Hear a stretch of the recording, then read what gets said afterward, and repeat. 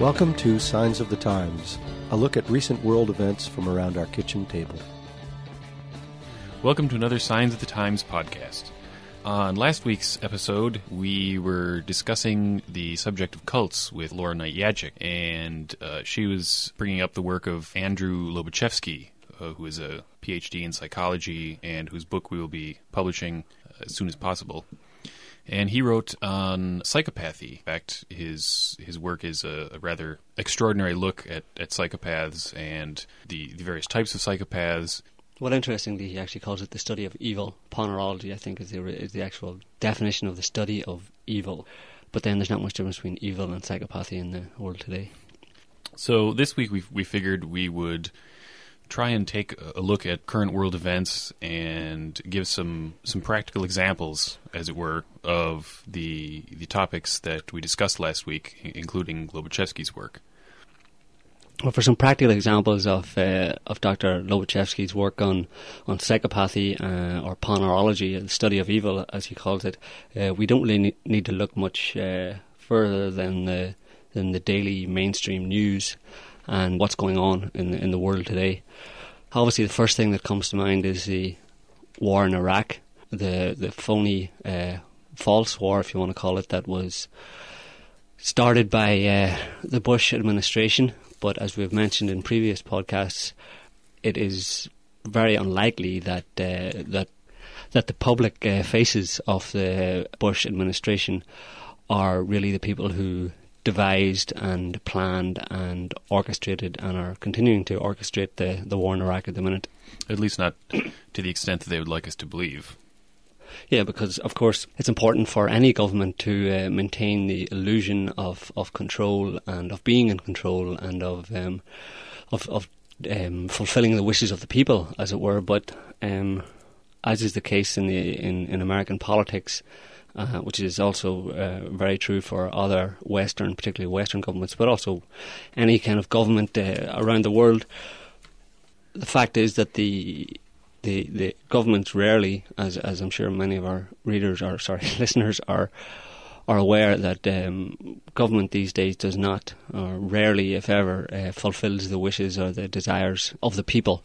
I mean, this is obvious from the fact the various demonstrations and polls that were taken prior to the Iraq War, showing that around the world, just about every country's government that signed up to support the war in Iraq, the people of those countries were up to 80 or 90% against the war in Iraq.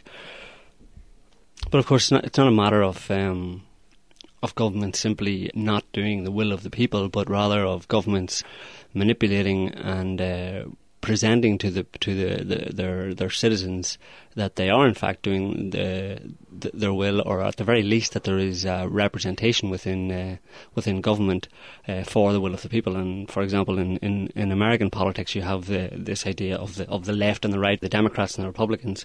And there was an interesting article just this week where comes from the Washington Times, I think. And the title was "U.S. admits 50,000 troops to quit Iraq."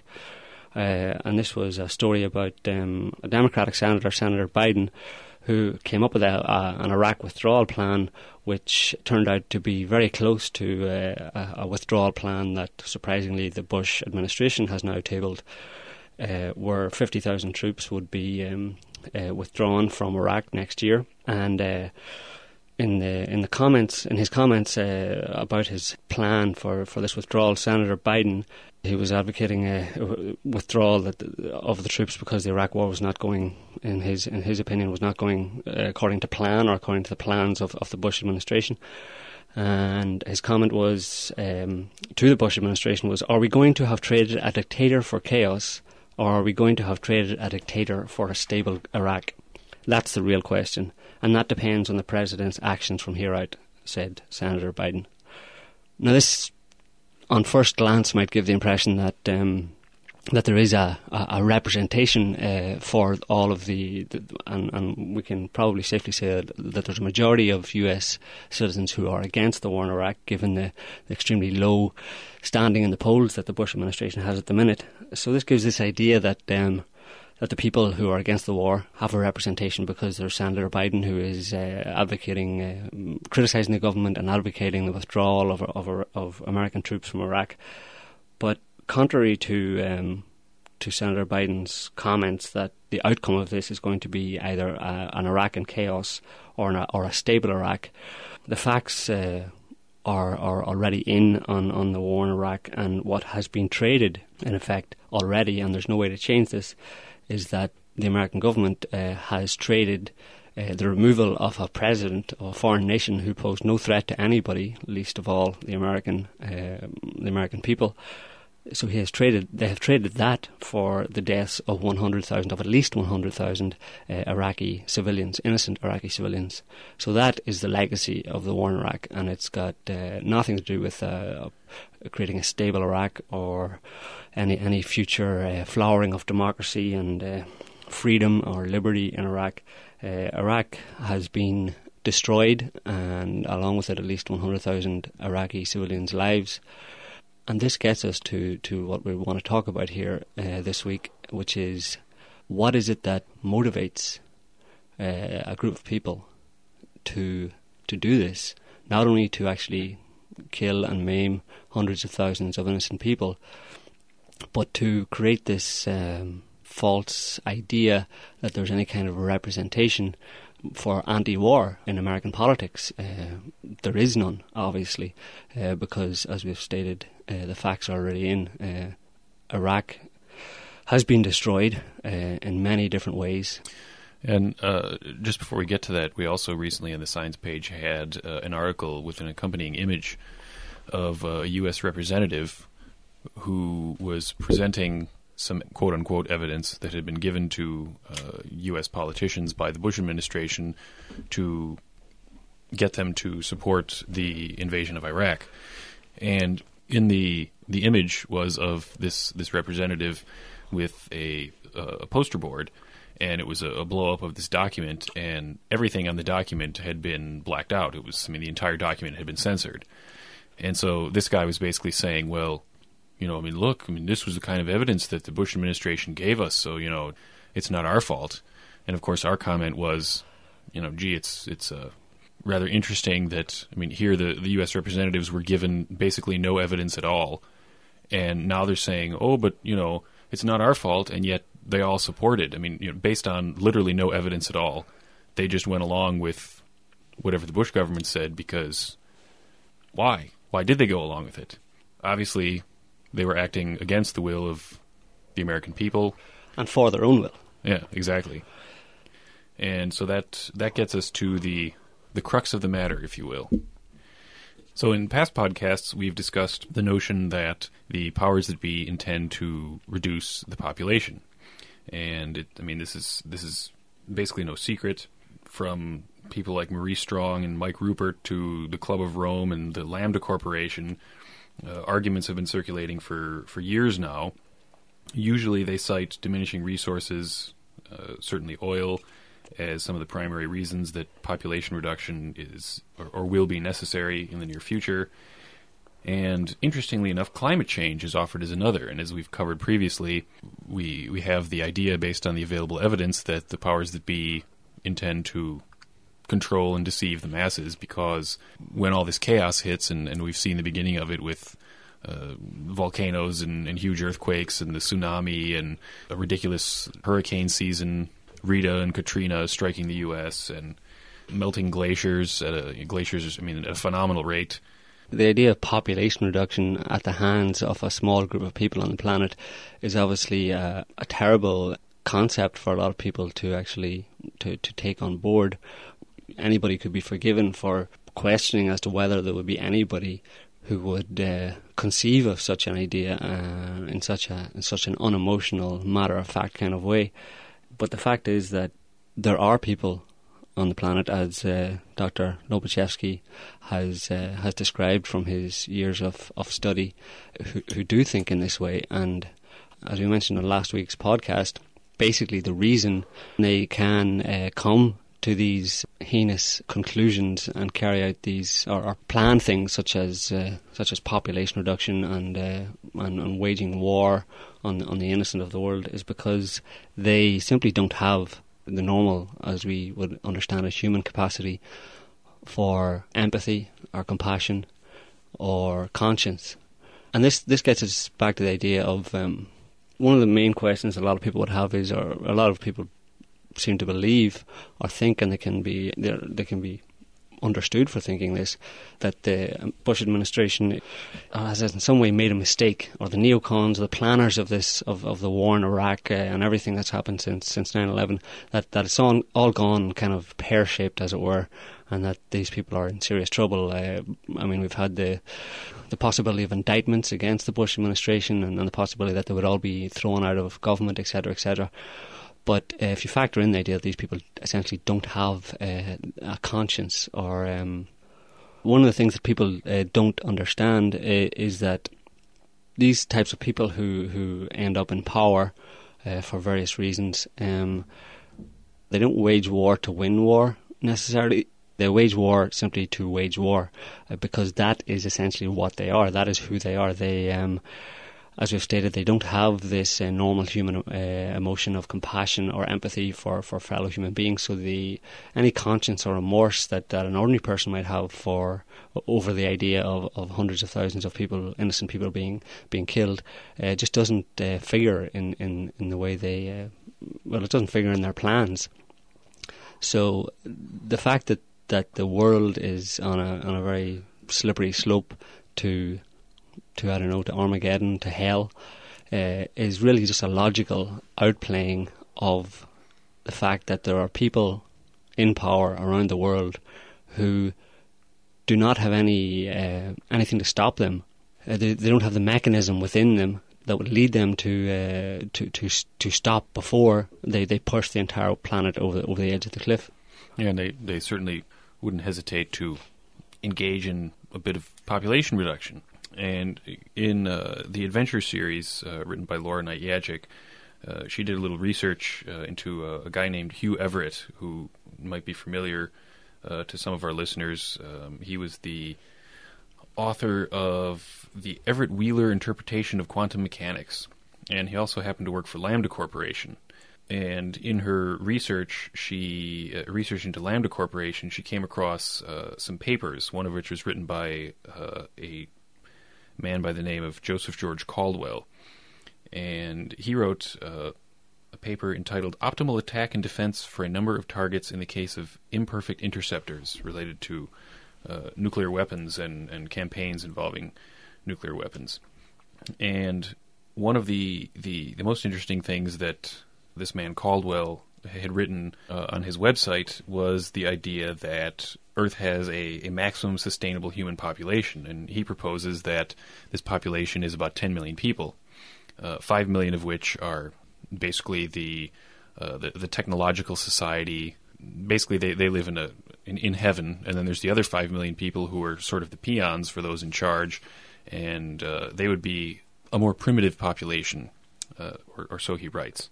And he came to this conclusion because he says that instead of approaching it from the maximum sustainable population, he actually came to this number by approaching it from the perspective of what's the minimum population that can be supported. And he says, well, because of mankind's industrial activity produces so much waste, and it can't be metabolized by nature, and any attempt to maximize the size of the human population risks total destruction of the biosphere.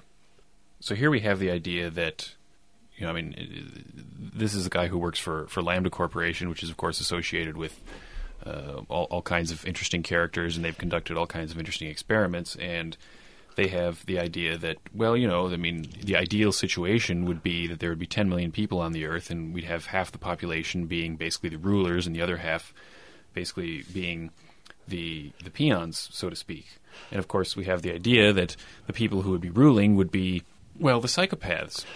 Well, it all sounds very logical, that you look at the state of the planet, and you look at what the planet can reasonably provide for, and at least from these people's point of view, it is very logical. But in this concept, in this idea of population reduction and a minimum amount of people on the planet, i.e. 10 million people, you have the essence of the thinking of this type of person, of the psychopath, who is completely able to put the welfare, let's say, of inanimate objects or the welfare of the planet far above the welfare of human beings. That they're willing to, we've got 6 billion people on the planet, and they want to get rid of 99 point something % of those, because they don't see anything wrong with that. They're able to look at it in this way without any emotion, without any empathy for their fellow human beings, and they just envision themselves on a paradise-like planet, which of course they will then go on to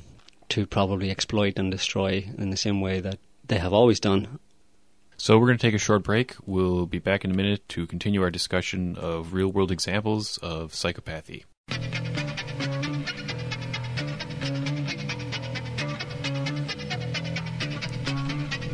A warm welcome to listeners all around the world on the World Wide Web. You're listening to Signs of the Times. Signs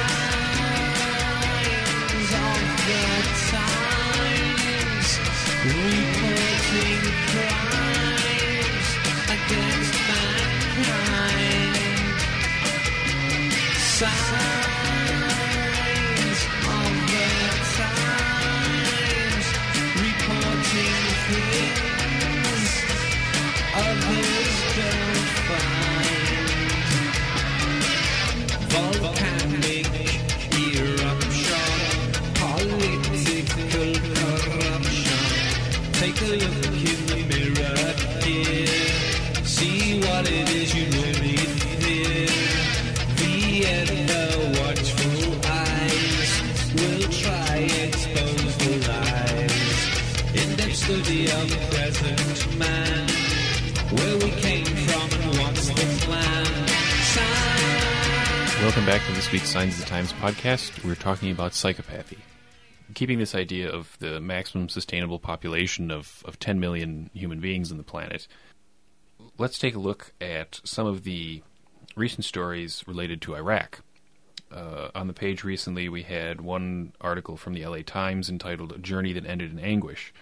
And basically here the story was there's a Colonel Ted Westhusing, who was found dead at a military base near the Baghdad airport with a single gunshot wound to his head. And supposedly the story is that he committed suicide. Now, this was a guy with a doctorate in philosophy, and he had been sent to Iraq. Actually, he'd volunteered to go, and he was put in charge of training Iraqi security forces to take over security duties from U.S. troops. And, I mean, his record is impeccable, and supposedly he became sort of disillusioned with the security contractors and the, basically they're there and they're killing and they're profiting from their killing, and his family doesn't believe that he committed suicide. When he was found in his office, there was a manager who went in and picked up the pistol that was at his feet and allegedly tossed it onto the bed, and the explanation given by this manager was that, well, with 30 years from military and law enforcement training, I didn't want the weapon to get bumped and go off, which is, of course, I mean that's ridiculous. If weapons, went off by just being bumped all the time, well, that wouldn't exactly be safe, would it? So here we have a guy who, it seems, was perturbed by what he discovered in Iraq, and all of a sudden he ends up dead. Then we have another recent story about a 52-year-old grandfather who was ordered to Army duty. He had been retired for 17 years, and he had remained on the Ready Reserve, and he's been ordered to report for duty on December 4th. So, obviously, there are a number of ordinary Americans. I mean, we have the story of Cindy Sheehan, whose son was killed, and, of course, pretty much everyone knows who she is. And at the same time, we have the children of mostly middle and lower class Americans who are going off to die for these wars. And I mean, do Bush's or Cheney's children or the children of senators go off to die the generals? For? Or generals? Well, of course not, because and any time one of them does, it practically makes front page news because this is such a rare thing that it makes the headlines. So at this point, we get into Lobaczewski's work. And in fact, Laura Knight-Yajic has written a new article with some excerpts from Lobaczewski's book, Political Ponerology, which we have linked off the Signs page. and it's entitled Political Ponerology, A Science on the Nature of Evil Adjusted for Political Purposes.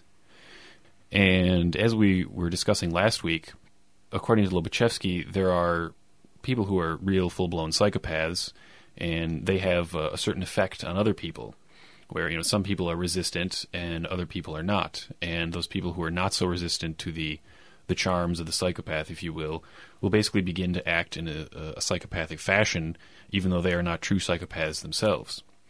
And one of the most interesting things he writes is a comparison between a society that's ruled by normal people versus what he calls a pathocracy, which is more or less a society ruled by psychopaths. And he writes, what would happen if a state of affairs ensued which conferred internal peace, corresponding order, and relative prosperity within the nation? The overwhelming majority of the country's population, being normal, would make skillful use of all the emerging possibilities, taking advantage of their superior qualifications to fight for an ever-increasing scope of activities. Thanks to their higher numbers, there would be a higher birth rate of their kind, and their power would increase.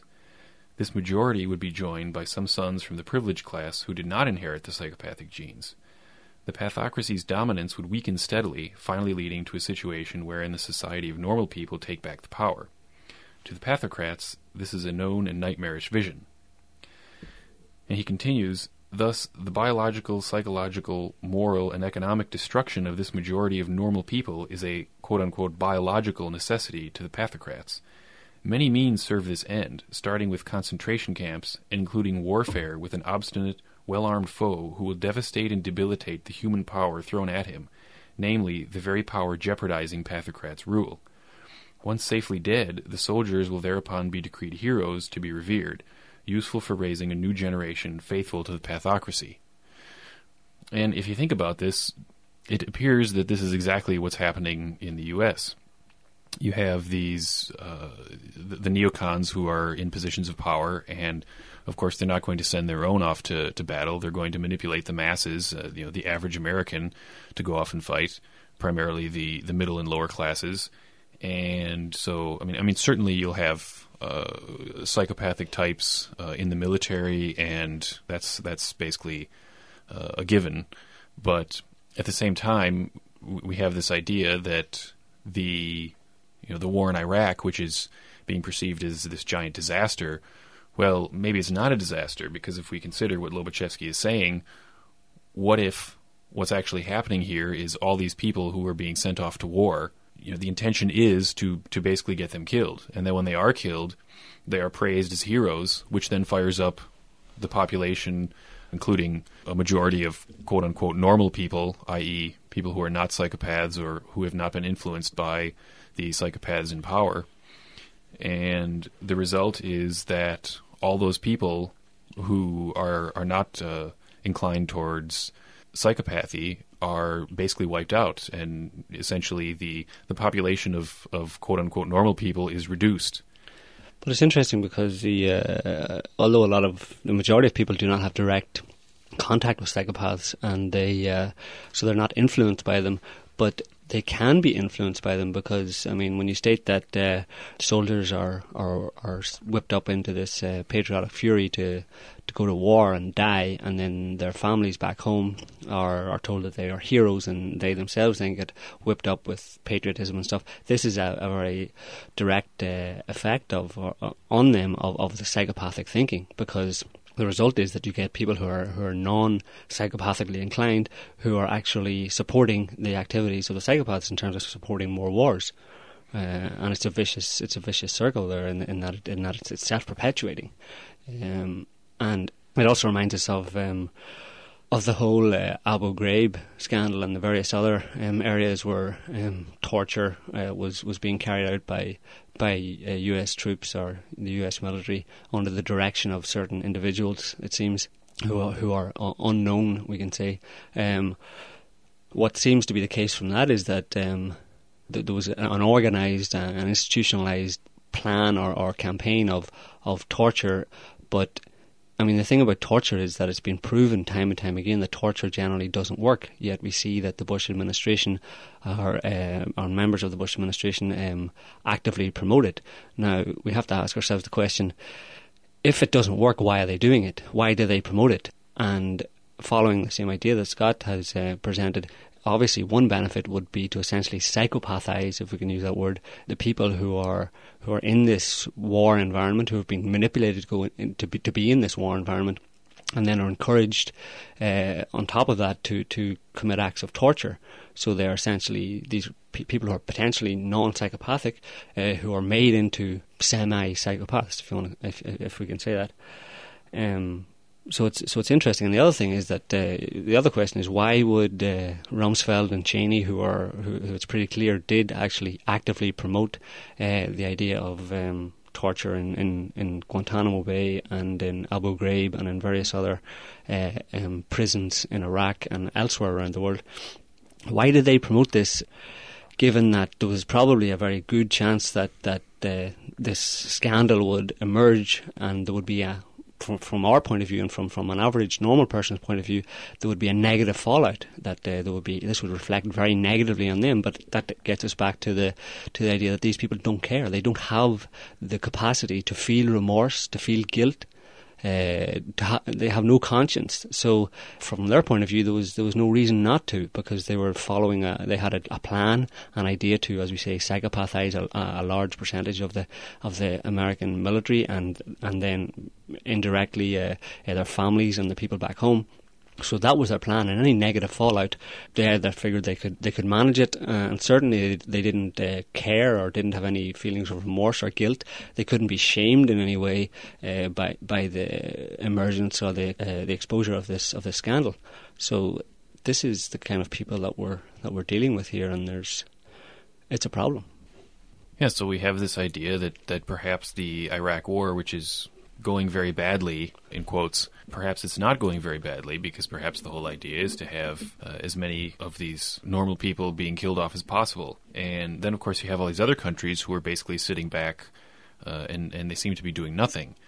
And Lobaczewski offers another interesting possible interpretation of exactly why that is, when he writes that any war waged by a pathocratic nation has two fronts, the internal and the external. The internal front is more important for the leaders and the governing elite, and the internal threat is the deciding factor where unleashing war is concerned. In pondering whether to start a war against the pathocratic country, one must therefore give primary consideration to the fact that one can be used as an executioner of the common people whose increasing power represents incipient jeopardy for the pathocracy. After all, pathocrats give short shrift to blood and suffering of people they consider to be not quite conspecific. So, in other words, is it possible that there are leaders of other nations who are not standing up to the U.S. and who are not going to engage them directly because they realize that the leaders of the U.S. are in this particular group of psychopathic types, and to confront the U.S. would simply mean that the U.S. would fire up the military, they'd bring back the draft, and they would take all these non-psychopathic types and throw them in the military to go off and be killed at war, which then means that basically the psychopaths win and everybody else loses. And in fact, when we look at the recent news again, there's the video of, it seems to show security guards in Baghdad randomly shooting at Iraqi civilians. It's a video from the back of some kind of car or SUV, and basically every time another vehicle approaches at high speed, the people inside just start firing their machine guns and kill whoever's in the car. And of course we've run several articles, actually numerous articles on the Science page, about the security contractors and the Bush administration's use of them in Iraq. Which just highlights the fact that this is a very difficult situation, and we're in a lot of trouble in terms of dealing or trying to find a way to deal with this, or in ever putting any hope on there being some power anywhere in the world that would be able to stand in opposition against such people. It kind of brings to mind the image of like a wild animal or a rabid dog maybe, or something like that you simply that you can't appeal to it in any way, because it's essentially it's to a large extent insane, and that you can't interact with it in any kind of a reasonable way or rational way or appeal to it. You have to as Scott said, in terms of other countries and other leaders that we might expect would try to stand against the US and the UK and Italy and the other nations that supported the Iraq war and probably soon a greater war in the Middle East. They can't. They have to be very careful in how they deal with it, because, as Scott said, it's very likely that any kind of threat or subtle threat or any attempt to stand against them or to oppose them will simply exacerbate the problem and make them lash out with redoubled fury. We're not so naive to assume that the only psychopathic leaders are in the U.S., because obviously, without doubt, if a given percentage of the population are psychopaths, well, then that means that most likely there are psychopaths in other countries. So obviously this is something we have to take into account, but it does raise the interesting possibility that this reason that Lobaczewski gives may very well be a reason why some of the countries who are not under the control of psychopathic leaders are being so restrained in their responses. Then again, we also, as Joe mentioned, there's the US, there's the UK, the USUC alliance, the US-UK, and with Australia and Italy, and the leaders of these countries seem to be playing the game quite nicely, and their leaders seem to exhibit certain psychopathic characteristics. Well, it's not even that they seem to. I mean, anybody who wants an example of what a psychopath looks like, acts like, talks like, well, maybe not looks like, because that's a misnomer. They're not identifiable by any appearances, but by their actions and by their words and by the extreme and very obvious lack of empathy and compassion they have for the suffering of any other human being. Look at George Bush, look at Tony Blair, look at John Howard from Australia, look at Berlusconi in Italy. When they talk about torture, when they talk about the deaths of innocent civilians, they try to present it in a way that makes it seem like they care, but their actions show something completely different. Their actions show that they don't care at all, and they've done it so repeatedly and so blatantly that the only conclusion is that not only do they not care, but they don't have a capacity to care. This is just kind of a practical example of the topic of cults and psychopathy and Lobaczewski's work. Of course, you have people like Cindy Sheehan, and there is an actual real anti-war movement, but the anti-war movement is not something that is. There are no political leaders who are basically in the anti-war movement. It's all strictly the people standing up and saying, we're not going to take this crap anymore. And being ignored. Yeah, and then being ignored by the politicians, even those who claim that they're struggling against the Bush regime. And of course, as we can see from some of the articles that we've mentioned in this podcast, obviously the only reason that these people are actually speaking up now and trying to distance themselves from the Bush administration is because they believe that it will benefit themselves. They're trying to save their own butts, basically. And so this is sort of a rather interesting example of the concept of cults. In essence, what you have is a cult of psychopaths. As Laura mentioned last week, you have all these people who are worried about cults and suicides and, you're going to drink the Kool-Aid. And yet here you have all these thousands and thousands, 8,000 by our last count, American soldiers who went off to Iraq and died in the disaster there.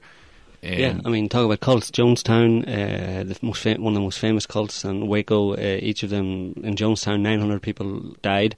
In Waco, I think it was 40 or 50 something people died, a relatively small number of people. But in Iraq, we've got the real figures for Iraq for US soldier deaths is somewhere around 8,000. You've got at least 100,000 Iraqi civilians dead. So by any stretch of the imagination, the Iraq War and what has happened since 9/11 is what we're seeing there is evidence of certainly one of the biggest in recent times cult massacres that the world has seen. So obviously it behooves each one of us to research psychopathy. We highly recommend Hervey Cleckley's book, The Mask of Sanity, which is available as a free download on our website. And of course, as we've mentioned before, Andrew Lobaczewski's book will soon be available from Red Pill Press, and we'll announce that on the Signs page when it's released. We also have a rather large section of our website devoted to the topic of psychopathy, which you can find at the site map, which is linked off the top of the Signs page. And I just wanted to make one point before we go, that, as Scott said, it behooves all of us to study this phenomenon and these psychopaths and the effect they have on the human race and the planet, because the last thing any of us want to do, and this is something that all of us tend to do, all normal, average human beings tend to do, which is to project onto people, particularly people in power, project onto them emotions and empathy and compassion that we have that they do not have. Because to do so will very likely involve serious implications, dire implications I should say, for the human race and the fate of the planet as a whole. So that about wraps it up for this week. Thank you for joining us, and as always you can find articles related to all that we've discussed today at signs-of-the-times.org. And thank you for joining us. We'll see you next week.